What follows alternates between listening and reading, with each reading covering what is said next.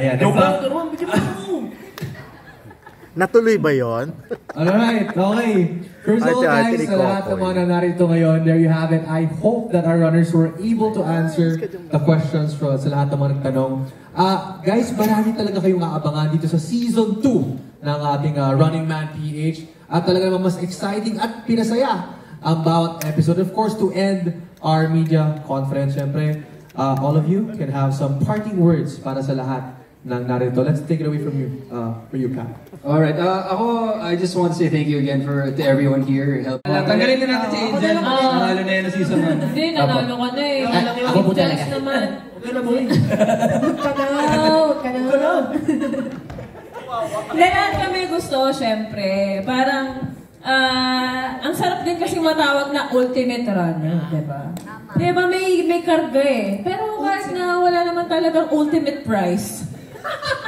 Bragging rights lang. Pero sa totoo lang po, lahat kami panalo dito talaga. Lahat ng episodes may panalo, may grupo man o individual, may talo. Pero yung ultimate runner, ang masasabi ko talaga sa kanya, deserve niya. Deserve. Thank you. Or pressure ba sa'yo na kailangang manalo ka ulit at galingan mo ulit na mabuti? Actually, this season po, mas focus ako na mag-enjoy ako. Kasi parang last season, nasa isip ko, alam mo, parang I play to win. Pero this season, parang I play more to enjoy. Yun talaga yung sinet ko sa utak ko na siguro okay na yung last season na talagang buhos lahat, buong lakas, lahat-lahat. Siguro this season, competitive pa rin naman ako. Pero hindi na, iba na yung mindset ko. Mas focus na ako na yun nga, mag-enjoy, makabanding yung mga runners. And makita kaming lahat na nag-e-enjoy, lahat na nanalo. Ayun. So does it follow na medyo naging relaxed ka na at thinking mo, okay lang kahit di ako manalo, nanalo na ako last time? No po, kasi parang yun yung essence ng Running Man eh. Kasi, alam mo yun, parang every mission, we have to give our all. Para rin sa mga audience, para rin ma-enjoy nila. Para rin mag-appear sa screen na, alam mo yun, competitive kami pero we enjoy. And we want to show that to people. I want to show that to people. Ayokong alisin sa sarili ko yung pagiging competitive ko. Just because nanalo na ako. And it doesn't mean na hindi ako mag-enjoy. Yes, thank you. Okay. Salamat sa massage. And last question for you. Same question sa season 2. Ay, parang si Buboy din. No copying of answers. No, hindi po ako nakakopya ng sagot. Totoo po. Ngayon lang tayo nagkaharap eh. Ngayon lang talaga kami nagkakasalubong ni Buboy this season. Ano mo? Seryoso nga! Pero na-enjoy ko yun. Kasi hindi kami nagkakasalubong dati. And this season, ilang beses tayo nagtapat. And yun, na-enjoy ko yun. So feeling ko si Buboy. Hindi ba aksidente? Akala ko iniiwasan mo talaga. Hindi, hinahanap talaga kita. Okay. Ayun, thank you. Horror, nakita nyo naman po yung episode na may horror. Talaga namang pong hindi ko makakalimutan kasi gusto ko na po mag-back out talaga.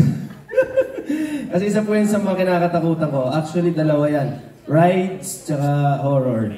Yung rides nilagay nila na season 1, yung horror nilagay ng season 2. So parang ayaw talaga nila ako mabuhay. Pero yun, sobrang ano naman yun. Sabi ko nga kung di dahil sa Running Man, di ko rin ma-experience yung ganong klaseng production number. Talaga iba yung production design na nilalagay ko sa kokote ko paulit-ulit nung mag-start yung race na yun. Setup lang to, trabaho lang to, pero hindi, parang ayoko rin talaga ituloy eh. Pero yun lang talaga, sabi nga ni Boss G, sabi sa lyrics ng kanta namin, go lang and go. Yun, raro. And yung next question ko, related yan sa mga sinabi mo. Kasi kanina may mga umiiyak sa inyo, may emotional talaga. Was there a point na naisipan mo nang mag-quit at bumalik ng Pilipinas? Yung horror po talaga. Pero hindi naman po para bumalik ng Pinas. Para lang mag-back out doon sa race. Eh kaso parang bungad pa lang po yun, pang ilang race pa lang po namin yun. Kinausap lang din talaga ako nung interpreter namin na parang hindi pwedeng mag-back out. Parang pinakasabi ko lang talaga, baka pwedeng may kasama ako. At least kasama lang, di daw talaga pwede. Yun lang naman po. Mababaw lang naman para sa kanila, pero sa akin hindi. Just. Hoping ka pala. Patatawatin po ako. And last for you, Kokoy, sa season 2, sino sa palagay mo yung naging pinakamahigpit mong kalaban? Wow! Nakikinig kaming lahat ko eh. Tugtog, tugtog.